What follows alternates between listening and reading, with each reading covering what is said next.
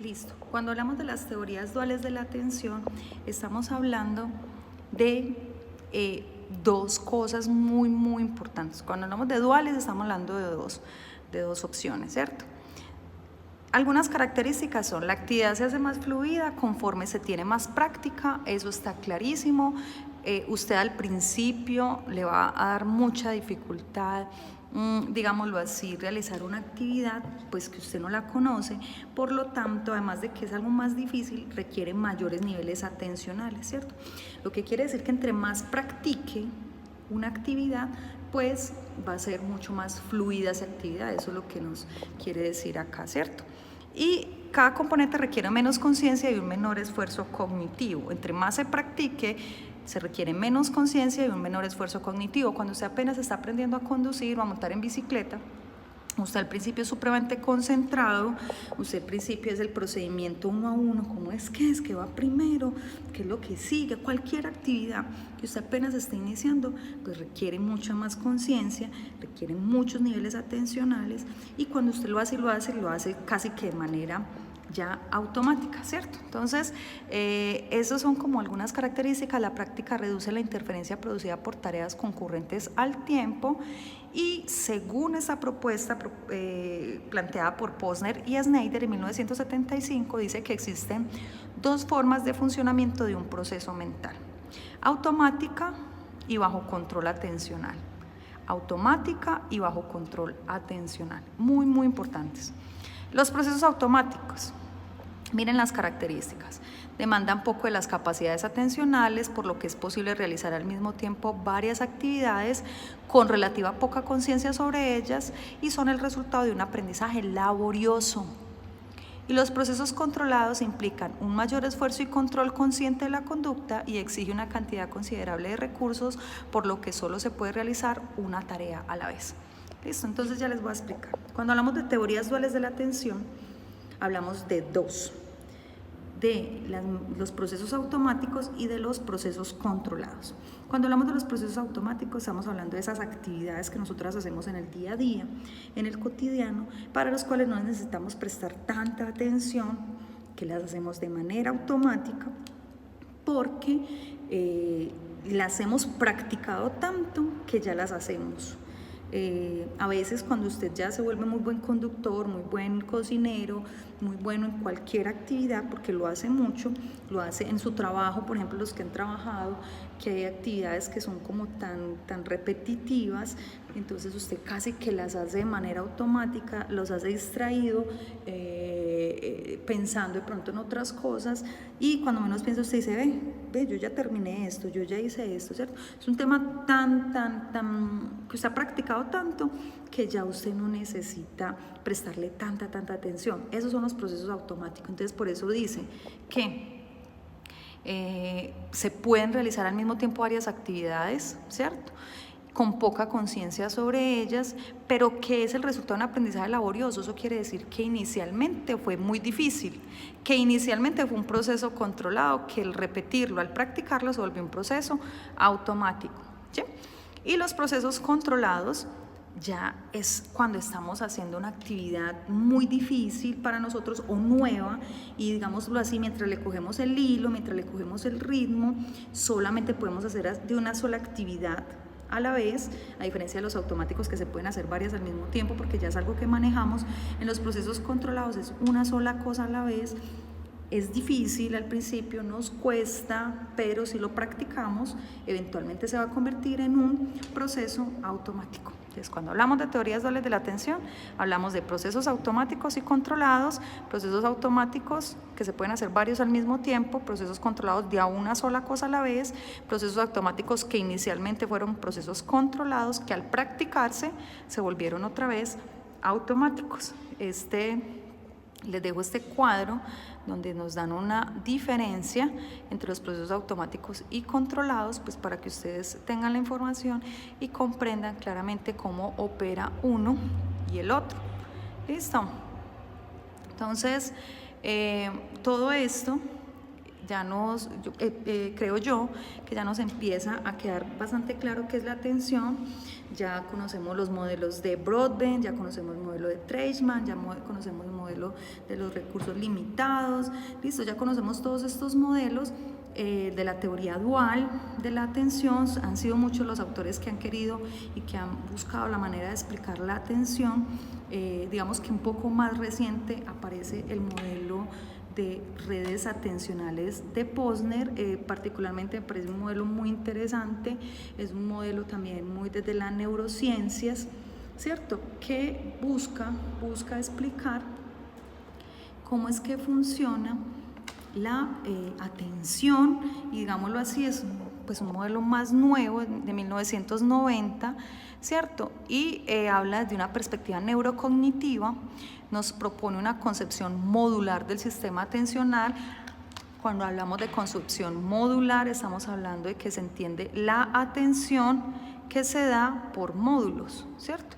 Como que digamos que este es el cerebro. Ustedes saben pues que yo soy muy buena para dibujar, y se entiende que ese cerebro tiene unos módulos, ¿cierto? Unos módulos específicos para cada función, para cada actividad, ¿cierto? Entonces, cuando hablamos de la concepción modular del sistema atencional, estamos hablando de eso, de esos módulos donde hemos entendido que cada parte del cerebro pues se encarga, digámoslo así, de una tarea. Entonces, eso es muy interesante el modelo de Posner, porque nos deja muy claro pues que la atención no está ubicada aquí, ni aquí, ni aquí, ni aquí, ni en el lóbulo frontal, ni en el parietal, ni el temporal, ni el occipital, ¿cierto? Ni en la ínsula, no está ubicado específicamente en una parte, sino que según esa perspectiva de Posner en 1990 nos dice que la atención pues está ubicada a través de unas redes, ¿cierto? Hay varias redes distribuidas por todo el encéfalo que van a permitir entender la atención en los diferentes momentos. Entonces nos habla de la red de alerta o vigilia o vigilancia, ¿cierto? Nos habla de la red atencional posterior y de la red atencional anterior, ¿cierto? Entonces, según esa perspectiva, en nuestro encéfalo, acuérdense que nuestro encéfalo es cerebro, tallo, y por acá digamos que está el cerebelo, ¿sí o qué? Según él, la atención se divide en 3 redes, ¿cierto? La red de alerta, que estaría por acá en el tallo, alerta o vigilia. La red posterior, acuérdense que cuando hablamos de la parte posterior del encéfalo, estamos hablando de la parte de atrás, posterior, que incluye pues toda esta parte, digámoslo así, y la red anterior, que sería la parte de adelante, red anterior, red posterior y red de alerta o vigilia, ¿cierto? Digamos que según Posner, la atención está dividida. Entonces no está ubicada en una sola parte de nuestro encéfalo, sino que está distribuido por todo nuestro encéfalo, ¿vale? Entonces, supremamente relevante, red anterior, red posterior y red de alerta. Está ubicado allí de una manera, digámoslo así, específica, con una función específica, y esa función específica nos va a permitir entender uno u otro nivel atencional y uno u otro nivel de alteración también, porque ustedes espero que entiendan con este modelo que una persona digamos que pueda tener fallas a nivel atencional, que no esté funcionando muy bien su atención, y que pues a la hora de saber qué hacer con esa persona, acuérdese que nuestro interés debe de trascender a hacer un diagnóstico. Nosotros no podemos quedarnos toda la vida haciendo diagnósticos, etiquetando a las personas, poniéndole pues el nombre ahí, ay, usted tiene déficit de atención, ay, usted tiene TDAH, ¿cierto? Ay, usted tiene una alteración atencional, usted sí es inatento. O sea, más que eso, necesitamos saber dónde, según los síntomas, cuáles de estas redes atencionales pudiera estar fallando, pues para saber cómo va a ser el plan de intervención, cuál va a ser el tratamiento que le vamos a plantear, o si es algo que se nos sale a nosotros de las manos, pues saber a qué profesional o a qué especialista podemos remitir para que haga efectivamente el tratamiento que esa persona requiere. Yo quisiera que ustedes no fueran de ese tipo de psicólogos, de ese tipo de profesionales que simplemente están por ahí entregándole el problema a todo el mundo, poniendo a voltear a las personas. Digamos, la mayoría de las personas con las que nosotros trabajamos son personas con dificultades para acceder al sistema de salud, digamos que no económicamente no están muy bien posicionados, entonces no podemos pensar que otro profesional nos va a resolver ciertos asuntos, ¿cierto? Es decir, no quiero que confundan y que no vayan a entender que en el caso de que haya una situación que requiera ser atendida por otro profesional, por un especialista, nosotros no podemos ser negligentes y debemos de remitir o derivar. Sin embargo, hay cosas, y por eso nosotros estudiamos estos procesos, porque hay cosas que definitivamente nosotros pudiéramos trabajar, diagnosticar, pero no solamente diagnosticar, sino hacer un plan de intervención, crear un tratamiento para que esos niños, para que esos jóvenes que tienen problemas en la atención o esas personas que tienen problemas de atención, pues sepan qué pueden hacer para mejorarlo.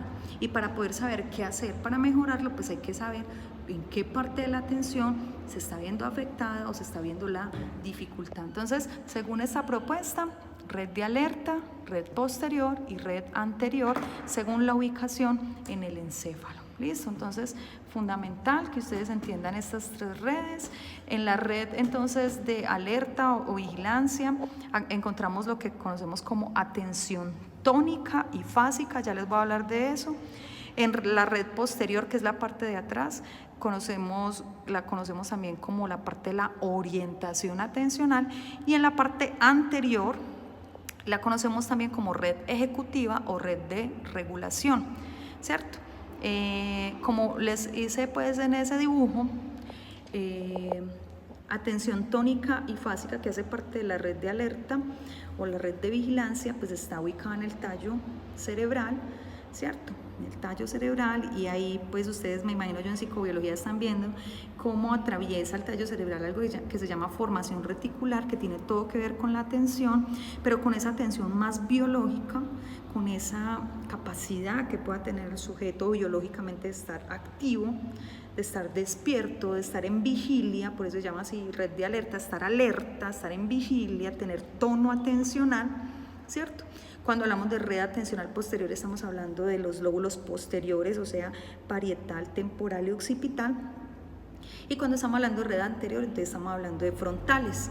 Y saben que en los lóbulos frontales están las funciones ejecutivas, y las funciones ejecutivas están muy relacionadas con la regulación o con el control inhibitorio, la capacidad que tenga el sujeto como de esa vocecita que le dice ahí a él, y espérate, y aguantate, y pilas con esto, y regúlese, ¿cierto? Todo eso hace parte entonces de esa red. Entonces, la red de alerta o vigilancia o vigilia, hablamos de un estado de conciencia biológico, hablamos de un concepto que se llama arousal, o se escribe así, arousal.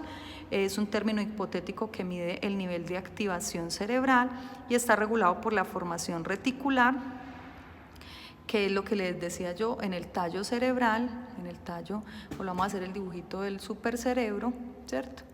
El supercerebro, entonces aquí en el tallo cerebral, pudiéramos decir que está esta red, como les decía, en esta parte de acá, y acá internamente hay algo que se conoce como esa red de neuronas que se llama formación reticular, y está muy relacionado con ese arousal. No es muy claro el concepto, pero lo que sí está muy claro del arousal es que se incrementa en la medida en que dormimos bien, está relacionado con el sueño y vigilia. Si usted duerme bien, es muy probable que tenga buenos niveles atencionales, pero si usted no duerme bien, si usted no descansa, si usted no tiene sueño profundo, si usted no tiene sueños MOR, si su cerebro no entra en un stand-by que él necesita para poder aprender, para poder procesar, para poder generar pues como todos los procesos, entonces el nivel de arousal va a bajar y por lo tanto su tono atencional se va a ver afectado. ¿Listo? Entonces tenemos acá también, les decía, se divide en dos: atención tónica, que es el umbral de vigilancia mínimo que se necesita para mantener la atención, el nivel suficientemente estable de activación del sistema nervioso, ¿cierto?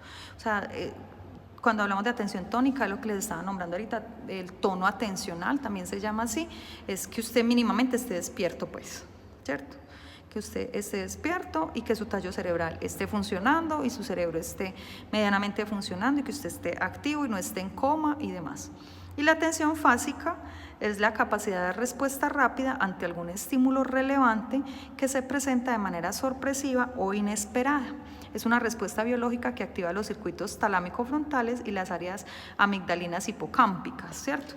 Entonces, ¿qué hace la atención fásica? Básicamente, cuando usted está realizando una actividad y ¡pum!, suena un estruendo, usted inmediatamente, digámoslo así, como una especie de reflejo, presta atención o focaliza su atención donde ocurrió ese estímulo, ¿cierto? Eso relevante, eso sorpresivo, eso inesperado, y da una respuesta, digamos, a eso, ¿cierto? Por más que usted quiera prestar atención, por más que usted esté concentrado en una actividad, pues si hay un estímulo sorpresivo, repentino y pudiera ser fuerte, pues usted inevitablemente va a prestar atención a ese estímulo porque usted tiene un mecanismo biológico que se llama atención fásica. Tónica, mínimo que usted esté despierto, y fásico, esa capacidad para dar respuesta rápida ante un estímulo relevante que se presenta de manera sorpresiva o inesperada. ¿Listo? Entonces ya vamos a la red de orientación, que es la red atencional posterior. Entonces volvemos al dibujo, ¿cierto? Volvemos al dibujo. Entonces en este dibujo ya sabemos que acá está la alerta vigilia, y cuando hablamos de posterior estamos hablando de lóbulo parietal, lóbulo temporal y lóbulo occipital. ¿Listo? Estos lóbulos son los que están involucrados, según Posner, en esta red. Entonces, la pueden conocer, es importante que la aprendan de las dos formas, red orientación o red posterior, ¿cierto? Y simplemente consiste en darnos cuenta de la localización espacial en la que se encuentra un estímulo objetivo para conseguir facilitar su detección y posterior procesamiento. ¿Listo? También esta red se encarga de captar información relevante, controla el procesamiento perceptivo y nos ayuda a seleccionar la información.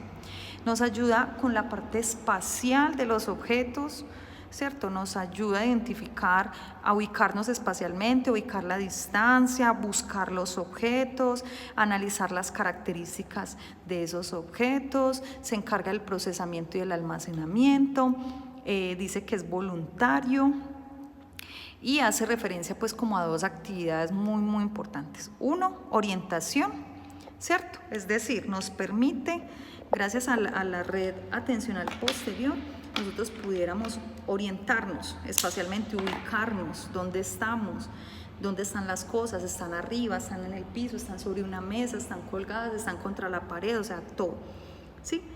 Ubicar los objetos, determinar la distancia, qué tan lejos está, qué tan cerca está, ¿de acuerdo? Entonces eso es una gran parte importante que hace esta red. Y otra es la focalización y oscilación. Eso, por ejemplo, con las propiedades visuales de los objetos ayudan a identificar formas, colores, rastreo. Es decir, que usted, por ejemplo, en una lectura, en una escritura, que usted coge un libro, no sé qué, y usted empieza a buscar y detecta una cosa, esta es la palabra que estaba buscando, esa era la letra que estaba buscando, esta era la frase que estaba buscando, digámoslo así. Entonces, esas conductas de rastreo nos la ayuda a hacer esa red de orientación. Y otra que es el enganche y desenganche. Enganche y desenganche, no se les olvide esos dos procesos. Eso se llama focalización y oscilación. Es decir, la persona está haciendo una actividad, se engancha ahí, o sea, se concentra ahí, pero para mirar otra actividad, llevar a cabo otra actividad, se desengancha de la que está haciendo y se engancha en la nueva. Por ejemplo, lo que ustedes hacen en clase todo el tiempo, prestar atención a las diapositivas y a lo que el profe dice, pero escribir. Entonces, se enganchan en lo que están viendo en el tablero, se desenganchan ahí y se enganchan en lo que van a escribir, escriben, se desenganchan ahí y vuelven y se enganchan en eso o en otro estímulo, ¿cierto? Según Posner, en esta red de orientación o atencional posterior ocurren esos procesos. Nos ubicamos espacialmente a los objetos, ubicamos sus formas, sus colores, rastreamos, pero también generamos los procesos de enganche y de desenganche. ¿Listo? Bueno, esto no lo vamos a trabajar. Esta última red es la red de regulación o la anterior. Se llama red anterior porque involucra a los lóbulos frontales, ¿cierto? Ya no son los posteriores, sino los frontales, la parte, digámoslo así, anterior del encéfalo, la parte de adelante, lo que conocemos como lóbulos frontales, y ahí encontramos algo que se llaman las funciones ejecutivas. Resulta que Posner identifica que nosotros, pues, ahí tenemos un nivel biológico de atención, tenemos un nivel de procesamiento y orientación de la información, enganche y desenganches, es decir, en la red posterior o la de orientación. Pero también tenemos un nivel ejecutivo de regulación, que está controlado directamente por los lóbulos frontales. Ustedes saben que los lóbulos frontales son los encargados de llevar a cabo funciones como autocontrol, autorregulación, planificación, la cognición social, el respeto por el otro, digámoslo así, saber qué es lo bueno, qué es lo malo. O sea, básicamente eso es lo que están nuestras funciones ejecutivas, la planificación, bueno, todo eso, ¿cierto?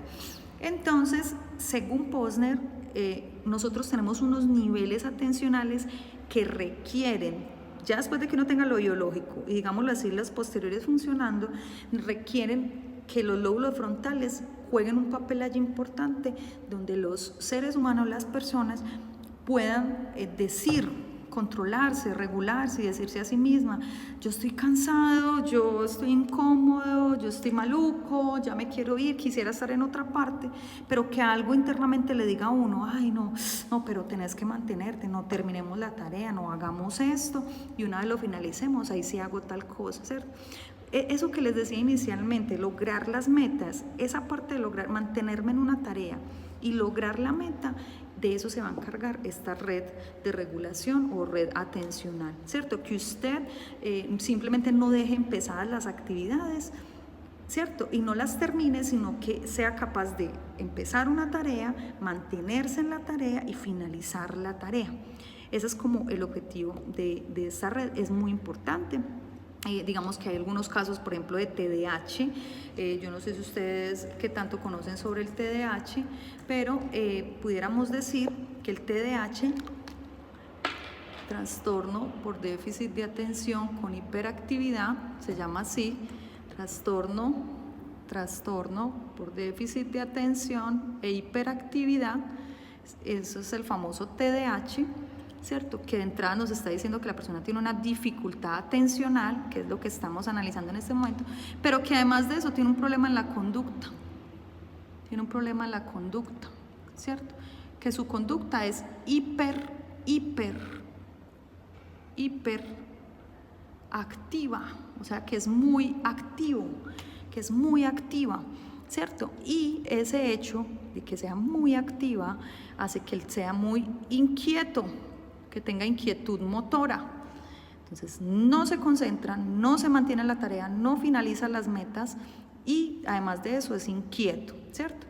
Esta persona, en algunos casos, habría que evaluar si es por un tema biológico, entonces decimos: es que su formación reticular no está funcionando como debería, es que biológicamente la persona no tiene esa capacidad, neurológicamente no tiene esa capacidad de autorregularse, no tiene tono atencional, esa persona no le está funcionando esa red biológica. Pues si la persona tiene un problema a nivel biológico, de entrada ya sabemos que esa persona necesita, si es biológico, necesitaría ¿qué? Pues atención médica, para que el médico, el neurólogo, el especialista lograra definir si él necesita o no medicación, por ejemplo, que le ayude a controlar esa inquietud motora y a mejorar esos niveles atencionales, ¿cierto? Pero si de pronto vamos subiendo y nos damos cuenta que de pronto es a nivel de orientación, que la persona le cuesta ubicarse espacialmente, le cuesta procesar la información, que no integra la información, que llega de los sentidos, que no es capaz de enganchar y desenganchar. Entonces habría que pensar en otro tratamiento, y estamos hablando ahí de la red posterior, ¿cierto? Pero si decimos, hombre, no, él sí logra hacer estos procesos de enganche y desenganche, sí logra ubicar las cosas en el espacio, sí logra orientar, sí, biológicamente se mantiene incluso muy activo, muy atento, muy alerta, pero definitivamente no logra mantenerse en una tarea. Entonces ya diríamos que no es un tema ni biológico ni en la red posterior, sino en la red anterior. Es decir, que tiene una falla a nivel de funciones ejecutivas, donde él no ha logrado una maduración lo suficientemente necesaria de sus lóbulos frontales para que pueda mantenerse una tarea. Pilas con esto, profe. Entonces, ¿un niño debe tener los lóbulos frontales maduros? No. Yo creo que ustedes han escuchado que nos podemos demorar incluso hasta los 25 años para terminar de desarrollar esas, digámoslo así, funciones ejecutivas o esos lóbulos frontales. Sin embargo, es normal que un niño no tenga la maduración cerebral, le cueste un poco regularse, le cueste un poco mantenerse en la tarea, ¿cierto? Por asuntos biológicos. Lo que no es normal es que sea en exceso, ¿cierto? Es normal que él finalmente, después de que tú lo acompañes y lo orientes, termine finalizando las tareas, termine realizando lo que le indiques, pero cuando es un joven, un niño que no, definitivamente no logra mantenerse, no logra regularse, no logra tener un autocontrol, no logra establecer metas y definirlas, podríamos decir que tiene un problema a nivel de las funciones ejecutivas, a nivel de la red ejecutiva, es decir, a nivel de esta red anterior de regulación o anterior, que es importante que se lo aprendan con los dos nombres. Listo, entonces eso pues a propósito del modelo de Posner. Ya alcanzamos entonces a ver varios modelos. A mí me gustaría entonces que ustedes pudieran hacer la reflexión de cuál es el modelo que más les llama la atención, que cuál es el modelo que a usted le parece más coherente, más lógico, que pudiera explicar la atención. En todo caso hay que tenerlos en cuenta a la hora de hacer un análisis. Anteriormente se creía que existía solamente la atención selectiva, después empezamos a hablar de la atención focalizada, ¿cierto? Ya más adelante empezamos a ver que necesitamos unos recursos energéticos para sostenernos en la atención. Entonces ya hablamos de la atención sostenida, es primero selectiva, focalizada, sostenida, que es la famosa concentración, ¿cierto? Y aquí en las redes atencionales ya hablamos de la red de la atención tónica, de la atención fásica. Entonces ya hemos nombrado diferentes tipos de atención. Entonces en esta pirámide, digámoslo así, se resume un poco los diferentes tipos de atención, excepto la tónica y la fásica, que son de las redes de Posner, que también hay que tenerlas en cuenta, pero digamos que estos son los que se conocen como los tipos de atención: la atención focalizada, sostenida, selectiva, alternante y dividida. Miren este cuadro que ustedes lo tienen ahí en sus diapositivas. Voy a tratar de explicarles cada uno de estos niveles o tipos de atención para que los podamos diferenciar. Entonces, cuando hablamos de la atención focalizada, es esa capacidad que tenemos para responder por separado a estímulos táctiles, audiovisuales, auditivos, y no se mide en el tiempo. Entonces, recibimos la información visual, recibimos la información táctil, recibimos la información olfativa, auditiva, por el canal sensorial que sea. Y la atención focalizada es que nosotros somos capaces de detectar por qué canal sensorial está ingresando el estímulo, ¿cierto? Y que seamos capaces de responder a ese estímulo por separado, ¿sí? Entonces me están mostrando una imagen, entonces que yo sepa, me centro en esa imagen, o me están diciendo algo, entonces escucho, me centro en eso que me están diciendo, o me huele a algo y me centro, me focalizo en ese estímulo que estoy recibiendo por los diferentes canales sensoriales. Esa es la atención focalizada. La atención sostenida, entonces, consiste en mantener una respuesta determinada durante un largo periodo de tiempo. Relacionándolo con lo anterior, es la habilidad para mantenerse en el tiempo. La atención focalizada, entonces, ya recibo esa información específica y que yo me mantenga en el tiempo ahí. Es lo que les decía ahorita, que yo me concentre y me sostenga ahí. esa película está muy buena, hijo de madre, y usted dice, ay no, eso está muy chévere, o esa canción me encanta, que usted, así sea muy larga, lo que sea, que usted sea capaz de mantenerse ahí escuchando, ¿cierto? Recibiendo ese estímulo en el tiempo, habla de una atención sostenida. Atención alternante, capacidad para cambiar el foco atencional entre tareas que requieren respuestas cognitivas diferentes. Ahí es cuando les hablaba ahorita del enganche y desenganche, enganche y desenganche. Alternante, como su nombre lo dice, consiste en la atención que se alterna, ¿sí? Yo hago una actividad y luego paro y hago la otra, paro y hago la otra, paro y hago la otra. No son al mismo tiempo. Son casi al mismo tiempo, son de manera alternante y muchas veces una actividad no tiene que ver con la otra, pudiera ser. Estoy viendo televisión y estoy cocinando, me engancho en el programa que estoy viendo, me desengancho y sigo cocinando, ¿sí? Me sigo aquí cocinando, preparando los ingredientes, me desengancho y me engancho otra vez en la novela, en la película, en la serie que estoy viendo, me desengancho y vuelvo y me engancho acá. Eso es alternante. Hago dos actividades, ¿cierto? No son al mismo tiempo, sino que alterno la atención que le voy a prestar a la una o a la otra. Esa es la alternante. La selectiva es esa capacidad que nosotros tenemos para, digámoslo así, definir o detectar selectivamente, para seleccionar a qué estímulo le voy a prestar atención, ¿cierto? Focalizar es que me enfoco en un canal sensorial, ¿cierto? Pero la selectiva es que a pesar de que hay muchos estímulos, yo escojo uno. Estoy en la cafetería y hay mucho ruido, alguien está cantando una canción, otra persona está por allá, huele muy rico, pero de todos esos estímulos yo soy capaz de discriminarlos todos y centrarme en lo que me está diciendo mi compañero, o centrarme en lo que yo estoy leyendo, o centrarme en lo que yo estoy haciendo puntualmente, ¿cierto? En una discoteca, no sé, donde haya mucha música, música fuerte, que usted sea capaz de aislar la música y la gente que haya alrededor y se centre en esa persona, en lo que esa persona le está diciendo o en algo en específico. Digámoslo así, entonces focalizada, me centro en ese canal sensorial, pero selectiva es que selecciono de muchos estímulos, selecciono uno. ¿Listo? Y la atención dividida es la capacidad para atender a diferentes estímulos al mismo tiempo. Capacidad para atender a diferentes estímulos, ese sí es al mismo tiempo, diferente al alternante. El alternante es enganche, desenganche, o sea, me concentro acá, me desconcentro y me concentro allí, me desconcentro y me concentro acá. La dividida es al mismo tiempo.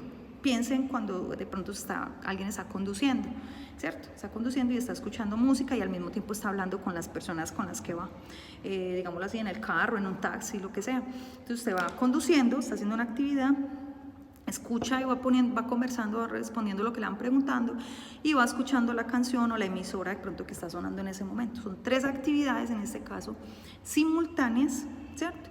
Y para poder llevar a cabo esas actividades de manera dividida, o sea, varias actividades al mismo tiempo, requiere, volvemos a las teorías duales de la atención, que el proceso ya no sea controlado, sino que sea un proceso automático, ¿sí? Porque ya sabemos que los procesos, las cosas que son nuevas para nosotros necesitan de más atención, de focalizarme en esa actividad, de atención sostenida, o sea, de mantenerme en esa tarea porque es algo que es nuevo para mí, puede resultar difícil. Pero en la medida que lo practico, en la medida en que me entreno en eso, ya se va convirtiendo en algo automático y soy capaz de hacer varias tareas al mismo tiempo. Cuando hablamos de hacer varias tareas al mismo tiempo, estamos hablando de la atención dividida. ¿Listo? Con esto entonces, muchachos, finalizamos la presentación. Espero que les haya quedado muy claro el tema de la atención y que lean nuevamente el documento, que lean su ficha, que lean las diapositivas, que vean este video las veces que necesiten verlo y que si tienen alguna inquietud me pregunten, por favor. Entonces, cuídense mucho y nos estamos viendo.